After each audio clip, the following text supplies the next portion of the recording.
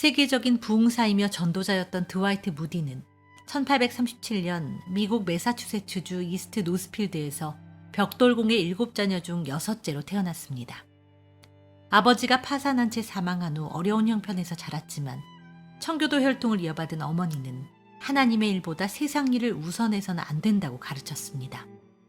17살 되던 해 무디는 보스턴 구두가게를 운영하는 외삼촌 밑에서 일하게 되고 믿음 좋은 교회학교 선생인 컴보를 만나게 됩니다.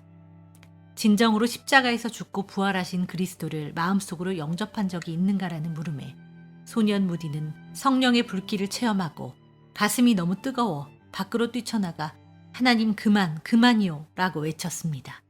그리고 어머니에게 편지를 전합니다.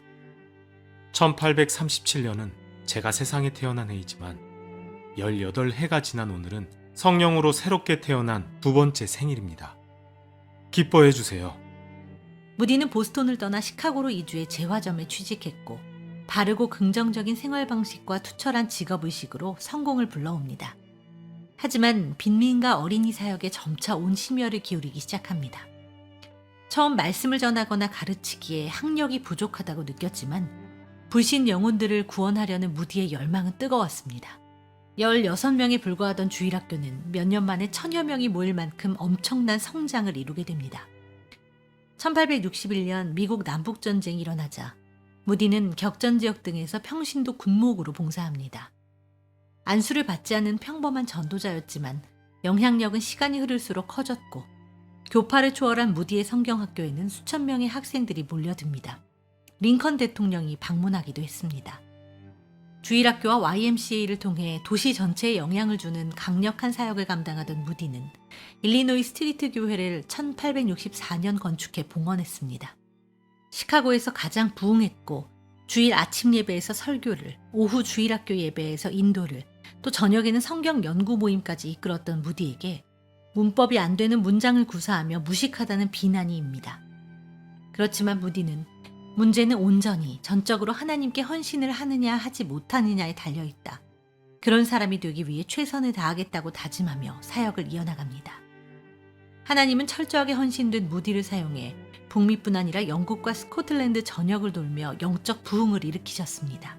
특히 1870년 훗날까지 평생을 함께 사역할 동역자이자 찬송 사역자인 생키를 만나게 되며 복음 사역은 더욱 풍성해집니다. 1871년 주일 저녁에 발생한 시카고 대화재는 현재까지도 미국 역사상 3대 대재앙에 들 정도로 엄청난 사건이었습니다. 무디가 건설한 모든 것이 도시와 함께 파괴됐지만 오히려 무디의 선교 영역은 전 세계로 확장됐습니다.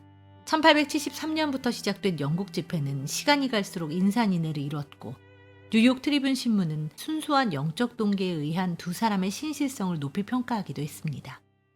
3년 동안 300여 회 집회를 열고 200만 명에게 복음을 전했습니다. 특히 에든버러에서는 대각성 운동을 일면서 전 도시를 통틀어 한 사람 이상 회심하지 않은 가정이 없을 정도라는 말이 나올 정도로 은혜가 넘쳤습니다. 1873년 출간된 찬송가는 엄청나게 팔렸고 미국에서만 100만 달러가 넘게 들어온 인세로 무디 고향에 학교를 설립하는 데 사용되기도 합니다. 발길이 닿는 곳마다 부흥 집회는 대성황을 이뤘고 많은 영혼들이 회심하는 놀라운 역사가 일어납니다. 1886년 무디는 시카고의 무디 성경학교를 설립하고 수많은 인재들을 길러냈는데 지금도 무디 성경학교는 전 세계적으로 유명한 신학교로 자리 잡고 있습니다. 하나님께서 무디를 사용하셨던 이유는 그가 겸손한 사람이었기 때문입니다. 학력도 부족하고 설교자로서 목소리도 좋지 않고 발음도 명확하지 않았지만 그리스도를 알고 그리스도께 모든 것을 헌신하기로 작정한 후부터 그는 사람의 영혼에 강하게 역사하는 설교를 했습니다. 그리스도께 속한 사람으로 하나님께서 그에게 맡기신 모든 일을 어떤 망설임도 없이 순종했습니다. 무디는 나는 할 수 없지만 하나님께서는 하실 수 있다고 믿었습니다. 노쇠한 후 고향으로 돌아온 후에도 무디는 복음 사역을 이어갑니다. 수만 명이 운집한 캔자스시티의 집회를 중도에 하차한 무디는 약 한 달 정도 투병 생활을 한 이후 1899년 62세의 나이로 하나님의 품에 안겼습니다. 일생을 하나님과 동행하며 살았던 무디는 자신의 죽음을 전하는 소식을 믿지 말라는 당부를 남겼습니다.